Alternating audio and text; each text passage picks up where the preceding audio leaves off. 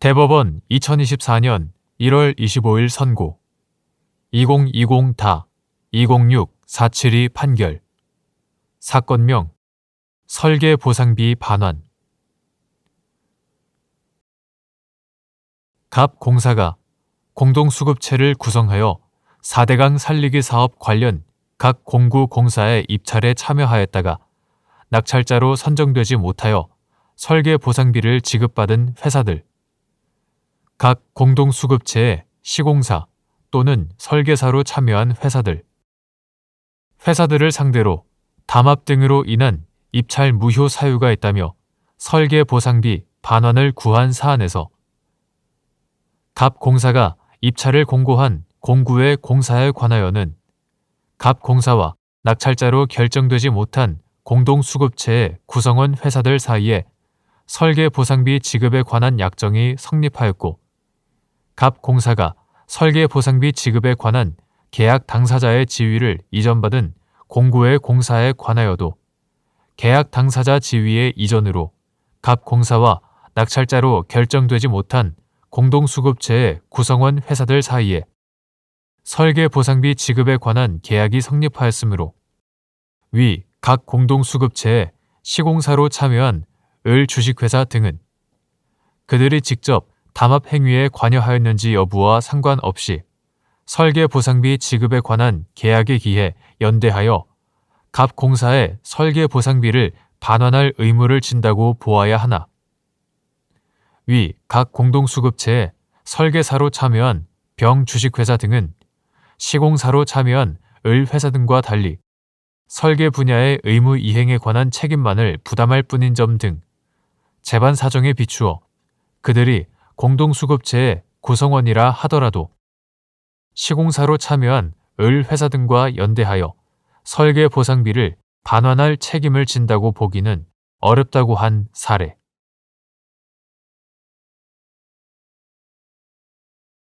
대법원 2024년 1월 25일 선고 2022-215-784 판결 사건명 임금 1. 평균 임금 산정의 기초가 되는 임금 총액에 포함되는 금품의 범위 및 퇴직금 중간 정산 당시를 기준으로 지급 사유의 발생이 확정되지 아니한 금품을 평균 임금에 포함하여 중간 정산 퇴직금을 산정할 수 있는지 여부 원칙적 소극 평균 임금 산정의 기초가 되는 임금 총액에는 사용자가 근로의 대상으로 근로자에게 지급하는 일체의 금품으로서 근로자에게 계속적, 정기적으로 지급되고 그 지급에 관하여 단체 협약, 취업 규칙 등에 의하여 사용자에게 지급 의무가 지워져 있으면 명칭 여하를 불문하고 모두 포함되고 근로자가 현실적으로 지급받은 금액뿐 아니라 평균 임금을 산정하여야 할 사유가 발생한 때를 기준으로 사용자가 지급 의무를 부담하는 금액도 포함되나 지급 사유의 발생이 확정되지 아니한 금품은 포함되지 않는다. 따라서 단체 협약이나 취업 규칙 등으로 달리 정하지 않는 한 퇴직금 중간 정산 당시를 기준으로 지급 사유의 발생이 확정되지 아니한 금품을 평균 임금에 포함하여 중간 정산 퇴직금을 산정할 수는 없다. 2. 갑 주식회사의 근로자로서 중간 정산 퇴직금을 받은 을 등이 중간 정산이 이루어진 연도에 대한 근로의 대가로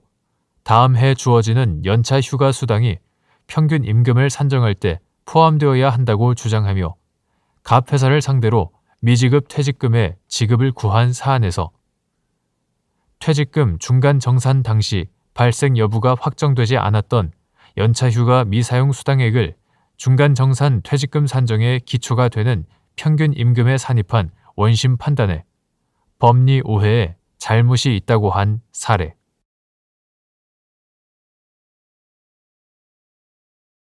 대법원 2024년 1월 25일 선고 2022-229-615 판결 사건명 위약벌 청구의 소 대부업자가 대부계약의 채무자 외의 자와 별도로 체결한 약정에 따라 지급받기로 한 금전, 기타 대체물이 대부업자와 채무자 사이의 대부계약에 따른 금전대차와 관련된 것으로서 금전대차의 대가로 볼 수 있는 경우, 대부업 등의 등록 및 금융이용자 보호에 관한 법률 제8조 제2항의 이자 또는 간주이자에 해당하는지 여부. 적극. 대부업 등의 등록 및 금융이용자 보호에 관한 법률 이하 대부업법이라고 한다. 대부업법 제15조 제2항에 의하여 여신금융기관의 이자율에 준용되는 제8조 제2항은 사례금, 할인금, 수수료, 공제금, 연체이자, 채당금 등 그 명칭이 무엇이든 대부와 관련하여 대부업자가 받는 것은 모두 이자로 본다라고 규정하고 있을 뿐 그 제공자를 채무자로 한정하고 있지 않다. 또한 위 규정의 취지는 대부업자가 대부업법에 따른 이자 외에 사례금, 할인금, 수수료, 공제금, 연체이자, 선이자 등의 명목으로 금전을 징수하는 등 위 법을 잠탈하기 위한 수단으로 사용하는 탈법 행위를 방지하는 데 있으므로 명목 여하를 불문하고 대부업자와 채무자 사이의 금전대차와 관련된 것으로서 금전대차의 대가로 볼 수 있는 것은 이자로 간주된다. 여기에 대부업자가 대부업법에 따라 받을 수 있는 이자를 초과하여 수취하는 행위를 엄격하게 규제할 필요가 있는 점 등을 보태어 보면 대부업자가 대부계약의 채무자 외의 자와 별도로 체결한 약정에 따라 금전, 기타 대체물을 받기로 한 경우에도 그것이 대부업자와 채무자 사이의 대부계약에 따른 금전대차와 관련된 것으로서 금전대차의 대가로 볼 수 있는 것은 대부업법 제8조 제2항의 이자 또는 간주이자에 해당한다.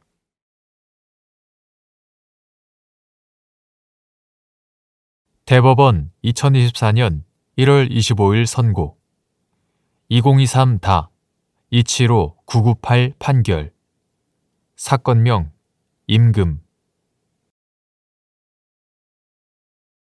근로기준법 제11조 제1항에서 정한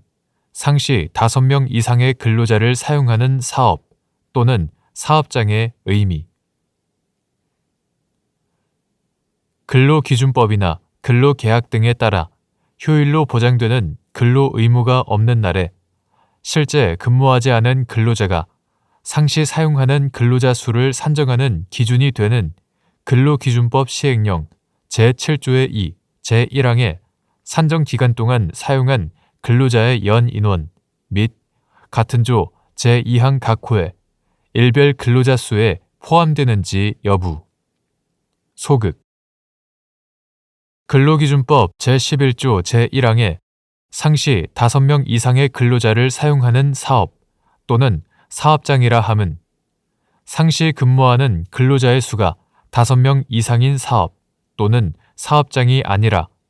사용하는 근로자의 수가 상시 5명 이상인 사업 또는 사업장을 뜻하는 것이고 이 경우 상시란 상태를 의미하므로 근로자의 수가 때때로 5인 미만이 되는 경우가 있어도 사회통념에 의하여 객관적으로 판단하여 상태적으로 5인 이상이 되는 경우에는 이에 해당한다. 이러한 취지에 비추어 보면 주휴일은 근로기준법 제55조 제1항에 따라 주 1회 이상 휴일로 보장되는 근로 의무가 없는 날이므로 주휴일에 실제 근무하지 않은 근로자는 근로기준법 제11조 제3항에 상시 사용하는 근로자 수를 산정하는 기준이 되는 같은 법 시행령 제7조의 2, 제1항에 산정 기간 동안 사용한 근로자의 연 인원 및 같은 조 제2항 각 호에 일별 근로자 수에 포함하여서는 아니 된다. 이때 매월 또는 매주 휴무일이 발생하는 일자나 요일이 특정되어 있고 휴무일 수가 일정한 경우뿐만 아니라 근로자들이 매월 또는 매주를 주기로 순환하여 휴무일을 가짐에 따라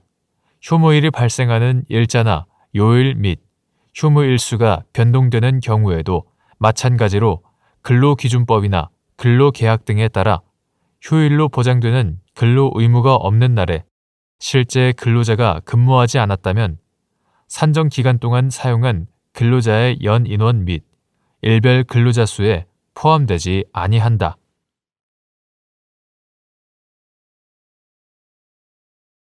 대법원 2024년 1월 25일 선고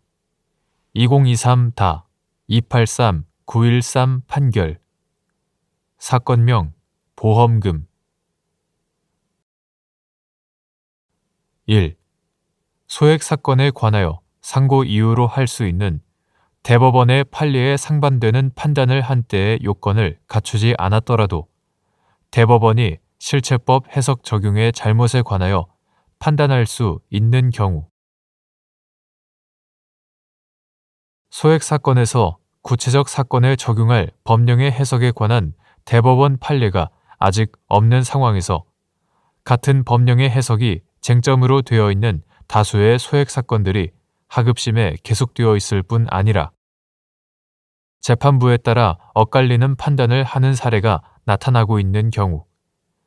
소액 사건이라는 이유로 대법원이 그 법령의 해석에 관하여 판단을 하지 아니한 채 사건을 종결한다면 국민 생활의 법적 안정성을 해칠 것이 우려된다. 이와 같은 특별한 사정이 있는 경우에는 소액 사건에 관하여 상고 이유로 할 수 있는 대법원의 판례에 상반되는 판단을 한 때의 요건을 갖추지 아니하였다고 하더라도 법령 해석의 통일이라는 대법원의 본질적 기능을 수행하는 차원에서 실체법 해석, 적용의 잘못에 관하여 판단할 수 있다고 보아야 한다. 2. 약관의 해석에서 작성자 불이익의 원칙 및 약관의 목적과 취지를 고려하여 공정하고 합리적으로 그리고 평균적 고객의 이해 가능성을 기준으로 객관적이고 획일적으로 해석한 결과 약관 조항이 이리적으로 해석되는 경우 작성자 불이익의 원칙이 적용되는지 여부 소극 약관은 신의 성실의 원칙에 따라 해당 약관의 목적과 취지를 고려하여 공정하고 합리적으로 해석하되 개별 계약 당사자가 의도한 목적이나 의사를 참작하지 않고 평균적 고객의 이해 가능성을 기준으로 객관적, 획일적으로 해석하여야 한다. 그리고 특정 약관 조항을 그 목적과 취지를 고려하여 공정하고 합리적으로 해석하기 위해서는 특별한 사정이 없는 한 그 약관 조항의 문헌이 갖는 의미뿐만 아니라 그 약관 조항이 전체적인 논리적 맥락 속에서 갖는 의미도 고려해야 한다.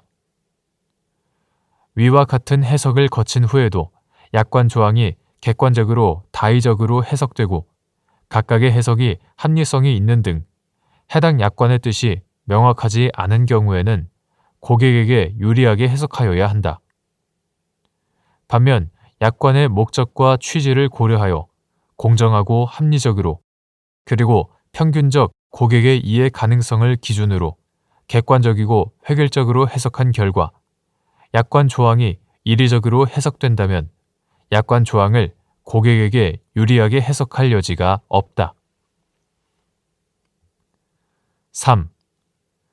갑이 을 주식회사와 질병입원의료비, 갱신형, 질병입원의료비 보장특약이 포함된 보험계약을 체결한 후 위 특약에 따라 보험금을 청구하였는데 을 회사가 국민건강보험법상 본인 부담 상한액을 초과하는 금액은 국민건강보험공단에서 환급 가능한 금액이라는 이유로 지급을 거부하자 갑이 을 회사를 상대로 본인 부담 상한액을 초과하는 금액까지 포함하여 보험금의 지급을 구한 사안에서 본인 부담 상한액을 초과하여 국민건강보험공단으로부터 환급받은 부분은 위 특약의 보상 대상이라고 할 수 없다고 한 사례. 4. 상고 이유서에 원심 판결의 법령 위반에 관한 구체적이고 명시적인 이유를 기재하지 않은 경우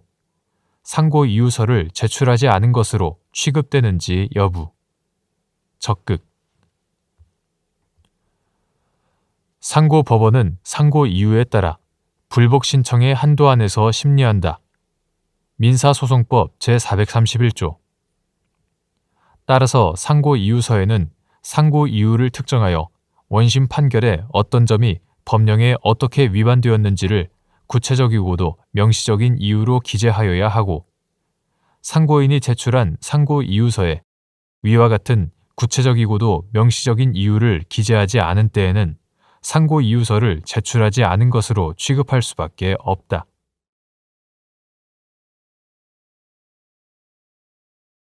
대법원 2024년 1월 25일자 2023마 7238 결정. 사건명 소송 비용액 확정.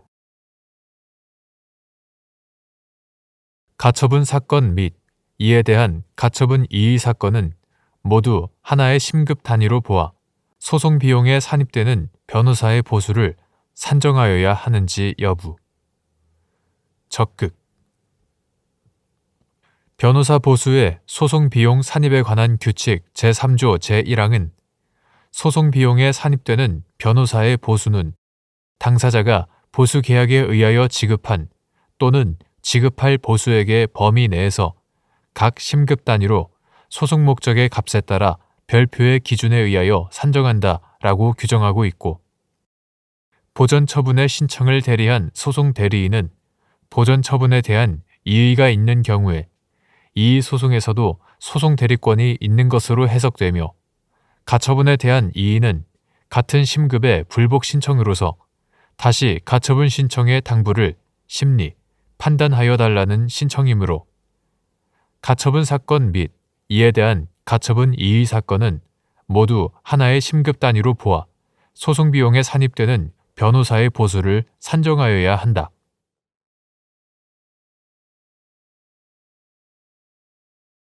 대법원 2024년 1월 25일 선고 2020-2-548-69 판결. 사건명 요양급여 불승인 처분 취소 청구. 1. 산업재해 보상보험법에서 말하는 근로자의 의미. 근로기준법상 근로자. 근로기준법상 근로자에 해당하는지 판단하는 기준 및 이때 종속적인 관계가 있는지 판단하는 방법. 산업재해 보상보험법에서 말하는 근로자란 근로기준법상 근로자를 의미한다. 제5조 제2호 본문.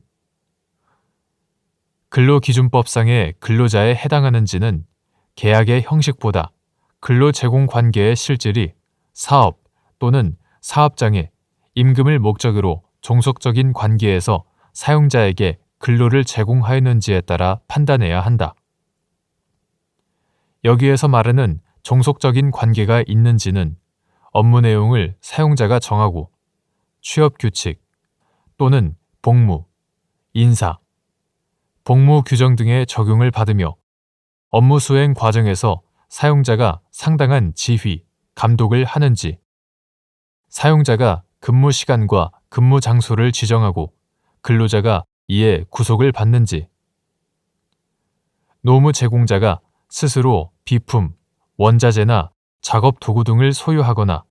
제3자를 고용하여 업무를 대행하게 하는 등 독립하여 자신의 계산으로 사업을 영위할 수 있는지, 노무 제공을 통한 이윤의 창출과 손실의 초래 등 위험을 스스로 안고 있는지와 보수의 성격이 근로 자체의 대가적 성격인지, 기본급이나 고정급이 정하여졌는지 및 근로소득세의 원천 징수 여부 등 보수에 관한 사항, 근로 제공 관계의 계속성과 사용자에 대한 전속성의 유무와 정도,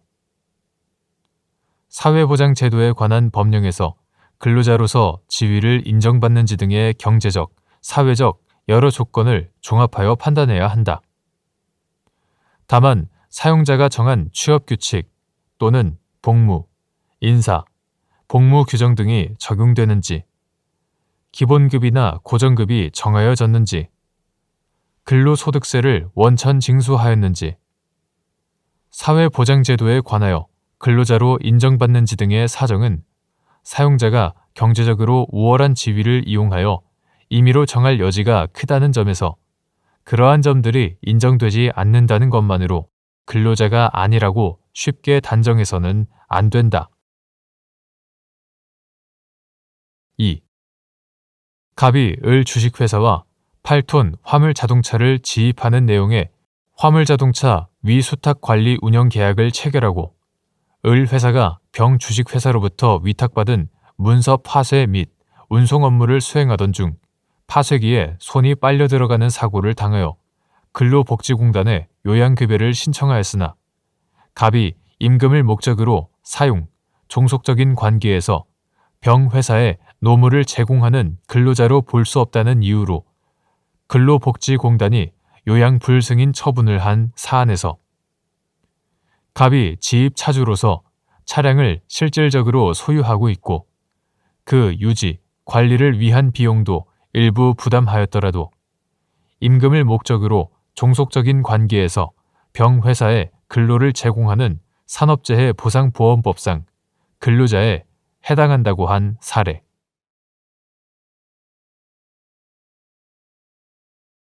대법원 2024년 1월 25일 선고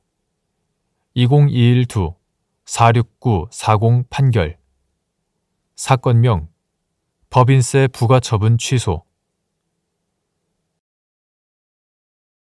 외국 법인의 거주지국에서 발생하여 우리나라에 소재한 외국 법인의 고정사업장에 귀속된 소득으로서 거주지국과 체결한 조세조약의 해석상 그 소득에 대하여 우리나라가 먼저 과세권을 행사할 수 있고 그에 따른 이중과세 조정은 거주지국에서 이루어지게 되는 경우 그 소득에 대하여 거주지국에 납부한 세액이 구법인세법 제97조 제1항,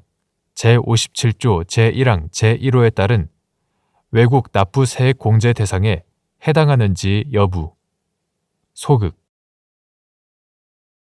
대한민국 정부와 중화인민공화국 정부 간의 소득에 대한 조세의 이중과세 회피와 탈세 방지를 위한 협정. 이하 한중조세조약이라 한다. 한중조세조약 제7조 제1항, 제11조, 제22조 제2항, 제23조 제2항의 문헌 및 체계 등에 의하면 외국 법인의 거주지국인 중국에서 발생하여 우리나라 소재 고정사업장에 귀속된 소득에 대하여는 우리나라가 먼저 과세권을 행사할 수 있고 이중과세의 조정은 그 후에 거주지국인 중국이 외국 법인에 대한 과세를 하면서 우리나라에 납부한 세액에 대하여 세액공제를 하는 등의 방법으로 이루어지게 된다. 나아가 이와 같은 한중 조세조약 규정들에 따른 결과를 같은 조약 제24조 제2항의 무차별 원칙 위반으로 볼 수도 없다. 그런데 구법인세법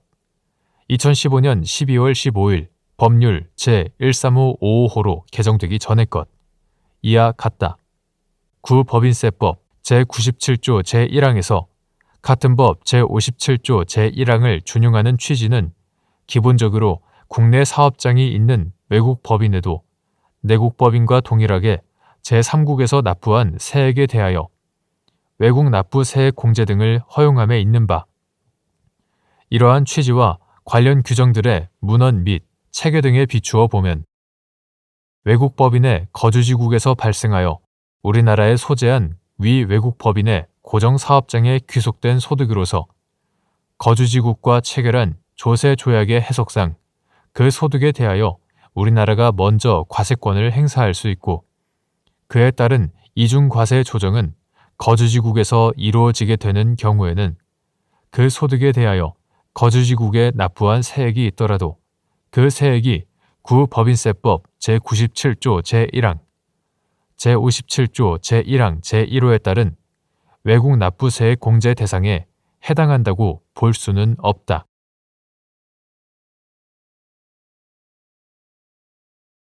대법원 2024년 1월 25일 선고 2020도 10330 판결 사건명 사기 소송사기죄 적용의 엄격성 및 소송사기를 유죄로 인정할 수 있는 경우 소송 당사자들이 조정 절차를 통해 원만한 타협점을 찾는 과정에서 다소간의 허위나 과장이 섞인 언행을 한 경우 이러한 언행이 사기죄에서 말하는 기망행위에 해당하는지 여부 한정 소극 조정에 따른 이행 의무를 부담하는 피고가 조정 성립 이후 청구 원인에 관한 주된 조정 채무를 제때 이행하지 않았다는 사정만으로 원고에게 신의 측상 주의 의무를 다하지 아니하였다거나 조정 성립과 상당 인과관계에 있는 손해가 발생하였다고 단정할 수 있는지 여부 소극 소송사기는 법원을 속여 자기에게 유리한 판결을 얻음으로써 상대방의 재물 또는 재산상 이익을 취득하는 범죄로서 이를 쉽사리 유죄로 인정하게 되면 누구든지 자기에게 유리한 주장을 하고 소송을 통하여 권리구제를 받을 수 있는 민사재판 제도의 위축을 가져올 수밖에 없다. 이러한 위험성은 당사자 간 합의에 의하여 소송 절차를 원만하게 마무리하는 민사조정에서도 마찬가지로 존재한다. 따라서 피고인이 범행을 인정한 경우 외에는 소송 절차나 조정 절차에서 행한 주장이 사실과 다름이 객관적으로 명백하고 피고인이 그 주장이 명백히 거짓인 것을 인식하였거나 증거를 조작하려고 하였음이 인정되는 때와 같이 범죄가 성립하는 것이 명백한 경우가 아니면 이를 유죄로 인정하여서는 안 된다. 소송 당사자들은 조정 절차를 통해 원만한 타협점을 찾는 과정에서 자신에게 유리한 결과를 얻기 위하여 노력하고 그 과정에서 다소간의 허위나 과장이 섞인 언행을 하는 경우도 있다. 이러한 언행이 일반 거래 관행과 신의칙에 비추어 허용될 수 있는 범위 내라면 사기죄에서 말하는 기망행위에 해당한다고 볼 수는 없다. 통상의 조정 절차에서는 조정 채무 불이행에 대한 제재 수단뿐만 아니라 소송 비용의 처리 문제나 청구 취지에 포함되지 않은 다른 잠재적 분쟁에 관한 합의 내용도 포함될 수 있고 소송 절차를 단축시켜 집행 권한을 신속히 확보하기 위한 목적에서 조정이 성립되는 경우도 있다. 소송 당사자가 조정에 합의한 것은 이러한 부수적 사정에 따른 이해득실을 모두 고려한 이성적 판단의 결과로 보아야 하고 변호사 등 소송 대리인이 조정 절차에 참여하여 조정이 성립한 경우에는 더욱 그러하다. 따라서 조정에 따른 이행 의무를 부담하는 피고가 조정 성립 이후 청구 원인에 관한 주된 조정 채무를 제때 이행하지 않았다는 사정만으로 원고에게 신의칙상 주의 의무를 다하지 아니하였다거나 조정 성립과 상당 인과관계에 있는 손해가 발생하였다고 쉽사리 단정하여서는 아니 된다.